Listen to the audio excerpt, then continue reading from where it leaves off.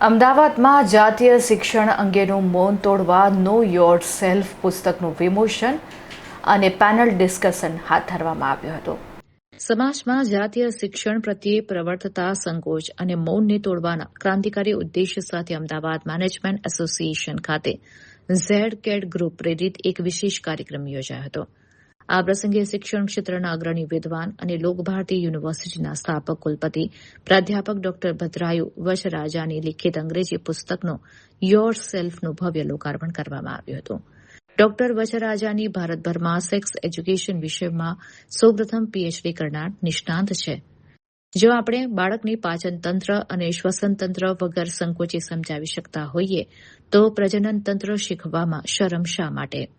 જાતીય શિક્ષણ મૌન નહીં વિષય હેઠળ યોજાયેલી પેનલ ચર્ચામાં gynaecologist doctor Mitali Vasavada, psychologist Rashmi Jha અને એસોસિએટ પ્રોફેસર ડોક્ટર માર્કી હાથીએ ભાગ લીધો હતો. નિષ્ણાંતોએ જણાવ્યું કે સોશિયલ મીડિયાના કારણે વ્યાપ્ત યુવાનોની જાતીય મૂંઝવણોને વૈજ્ઞાનિક ઢબે દૂર કરવી જરૂરી છે. વાલીઓએ બાળકો સાથે મિત્રતાપૂર્ણ વ્યવહાર રાખવો જોઈએ અને મૂંઝવણના સમયે પ્રોફેશનલ કાઉન્સેલરની મદદ લેવી જોઈએ. ઝેડ-કેડ ગ્રુપના પ્રતિનિધિઓએ આવનારી પેઢીને સ્વસ્થ અને વૈજ્ઞાનિક માનસિકતા આપવાનો સામાજિક સંકલ્પ દોહરાવ્યો હતો. ઝેડ-કેડ પબ્લિકેશન દ્વારા પ્રકાશિત આ પુસ્તક હવે એમેઝોન, ફ્લિપકાર્ટ અને ઓફલાઈન સ્ટોર્સ પર ઉપલબ્ધ છે. રાજકોટથી આવું છું. શિક્ષણ જગતમાં મેં લગભગ 38 વર્ષની સેવા આપી છે અને આજથી લગભગ 38 વર્ષ પહેલાં મેં એજ્યુકેશનમાં વિશિષ્ટ વિષયમાં પીએચડી કર્યું, જેને સેક્સ એજ્યુકેશન કહેવામાં આવ્યું. અને એ સમયે સેક્સ એજ્યુકેશનના મટીરિયલ ઉપર રિસર્ચ કરનાર ભારતભરનું એ પહેલું સંશોધન હતું. એમનું ગુજરાતી મટીરિયલ તૈયાર થયું, તમારી જાતને ઓળખો પુસ્તક નામથી, અને એમની 12 જેટલી આવૃત્તિઓ થઈ. ફેમિલી પ્લાનિંગ ઓફ એસોસિએશને પણ એની 4 આવૃત્તિઓ કરી.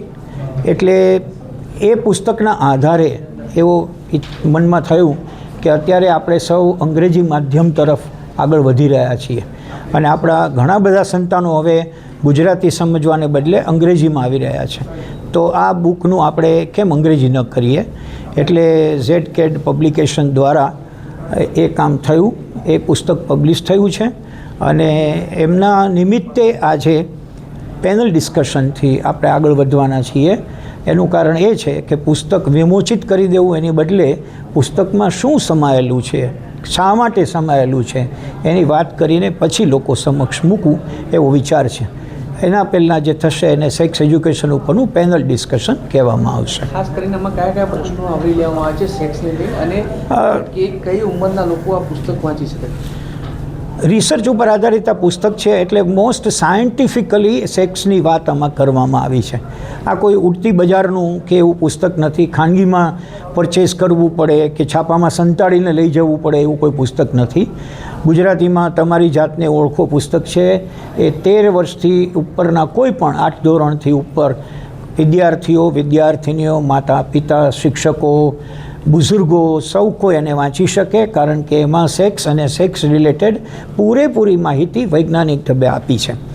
જાતીય શિક્ષણ એવું એને નામ એટલા માટે આપ્યું છે કે આપણે બાળક જન્મ્યું હોય એ બાળક ધીમે ધીમે મોટું થતું જાય અને ઇમોશનલી આગળ વધે, સમાજમાં જાય એટલે સામાજિક પરિબળોને સ્પર્શ કરે, પોતે ગૃહસ્થ બને, પરણે એટલે એની એક મેરિડ લાઈફ શરૂ થાય અને એમના દ્વારા એક બાળક જન્મે.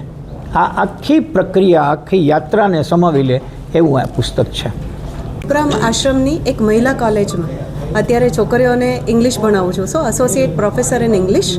સાથે સાથે ઘણા બધા કાર્યક્રમો કરું છું. વક્તા તરીકે, સંચાલક તરીકે વિચારું છું, વાંચું છું, લખું છું, અનુવાદ કરું છું. ખાસ કરીને કેવા પ્રકારનો મેસેજ છે બુક લોન્ચિંગ પાછળ, અને શું કહેવા માગશો? બહુ સાદા શબ્દોમાં કહું ને તો આપણી એક સામાજિક પરિસ્થિતિ છે. કઈ ખબર છે? જે વ્યક્તિ છોકરાનું એટલે કે પુરુષનું શરીર લઈને જન્મે છે એ જેવો રડે એટલે સમાજ એવું કહે છે કે આવું શું છોકરી જેવું કરે છે.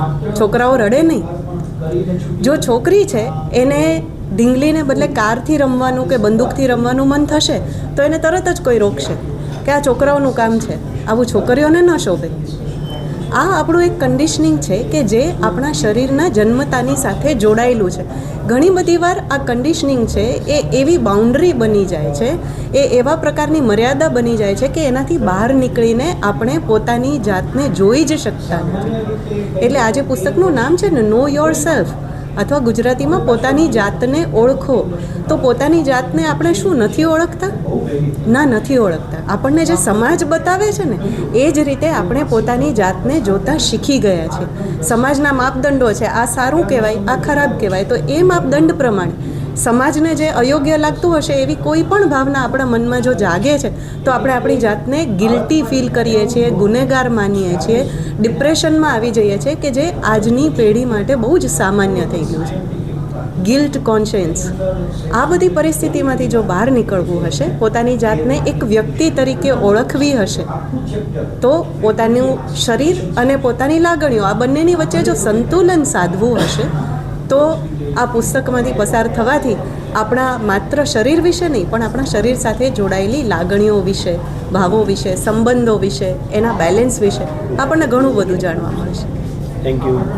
ઝા, હું કાઉન્સેલર છું, સાયકોથેરાપિસ્ટ તરીકે કામ કરું છું અને મારું મુખ્ય એરિયા છે spiritual psychology. So according to me, જ્યારે તમે પોતાની જાતને સમજો છો, તમારી અંદર ક્યારે કયા ઇમોશન જનરેટ થઈ રહ્યા છે એને પણ તમે સમજો છો, અને તમે જ્યારે જાતને સમજતા થાઓ છો તો તમે એને મેનેજ કરવાનું પણ સમજી શકો છો. ઘણી બધી વાર તમે જ્યારે જુઓ છો ત્યારે તમને જે ઇન્સ્ટન્ટ જન્મે છે અને એની રિએક્શનમાં કન્વર્ટ થઈ જાય છે. હવે આ થાય છે શેના માટે? અને જો આ થાય તો ત્યારે વ્યક્તિએ સમજવું કેવી રીતે કે મને આવું થઈ રહ્યું છે, હું કોઈને જોઉં છું અને મને એમ થાય છે કે હું આની સાથે ફ્લર્ટ કરી લઉં, તો હું શું કરું? તો આના માટે કોઈ સ્વસ્થ ચર્ચા કે જે જ્યાં એ વ્યક્તિ, એ બાળક, એક કિશોર કે એક એડલ્ટ એ પૂછી શકે કે આવું થતું હોય તો શું કરવાનું? શું ગમે ત્યાં કરી લેવાનું? કેમ કે બધા કરી જ રહ્યા છે, બધા ફ્લર્ટ કરી રહ્યા છે, તો હું કરી લઉં. તો એ સમયે આ જો ચર્ચા થઈ શકે કે દોસ્ત, આ જે જન્મે છે ને એ તારા એકલામાં નથી જન્મી રહ્યો, એ બધામાં જન્મે છે. પણ લોકો આને સમજવા કરતાં આને જે મળી રહ્યું છે, જેમ કે તમને ભૂખ લાગી છે તો તમે યોગ્ય વસ્તુની રાહ જોશો, ઝેર નહીં ખાઈ લેશો. એવી જ રીતે તમારી અંદર કોઈ બદલાવ આવી રહ્યો છે, તમે એને રિએક્ટ નહીં કરી દેશો સોસાયટીમાં, તમે એને પહેલાં સમજશો. જો તમે સમજો છો તો તમે સ્વસ્થ હોવો છો. જો તમે સ્વસ્થ હોવો છો ડેટ મીન્સ તમે અવેર હોવો છો. અવેર હો છો પછી તમે જે કાંઈ નિર્ણયો લો છો એ નિર્ણયો યોગ્ય દિશામાં જઈ શકે છે. That I feel according everything. Thank you.